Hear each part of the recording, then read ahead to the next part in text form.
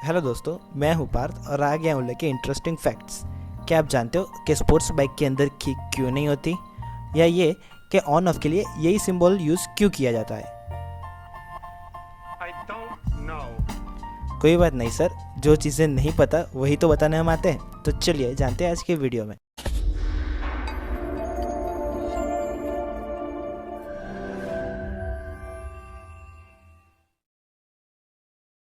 क्या आपने नोटिस किया हुआ है कि स्पोर्ट्स बाइक के अंदर किक नहीं आती?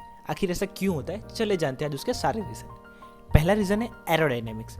स्पोर्ट्स बाइक को इसी तरह बनाया जाता है कि वो कम से कम एनर्जी पे हाई स्पीड गेन कर पाए, और इसके चलते हुए उनकी सीट्स को इस तरह डिज़ाइन किया जाता है कि वो ज़्यादा से ज़्यादा ज़मीन से नज़दीक रहे यानी नीचे रहे।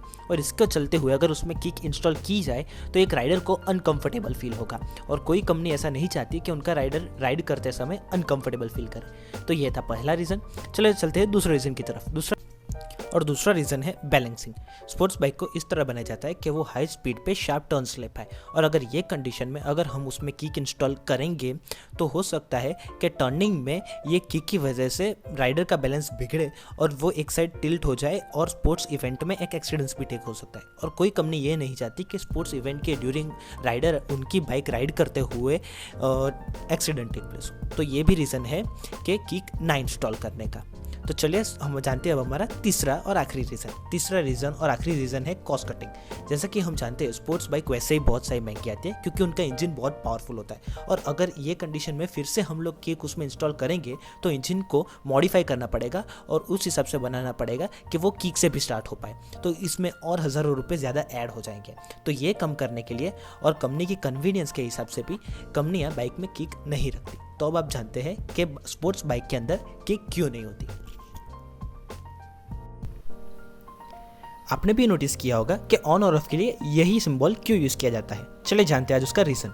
दरअसल इनिशियल स्टेज पे ऑन और ऑफ को ऐसे पर्टिकुलरली लिखा ही जाता था, लेकिन आगे चलते हुए इसके साथ सबसे बड़ी प्रॉब्लम ये आई कि कई बार इतनी स्पेस होती नहीं थी कि ये टेक्स्ट एंटर कर पाए। तो इसका सॉल्यूशन लेते हुए स्विट्जरलैंड की एक कंपनी ने 1973 में IEC के साथ मिलकर एक डॉक्यूमेंट रिलीज़ किया गया, जिसके अंदर ये सिंबल को पहली बार देखा गया था।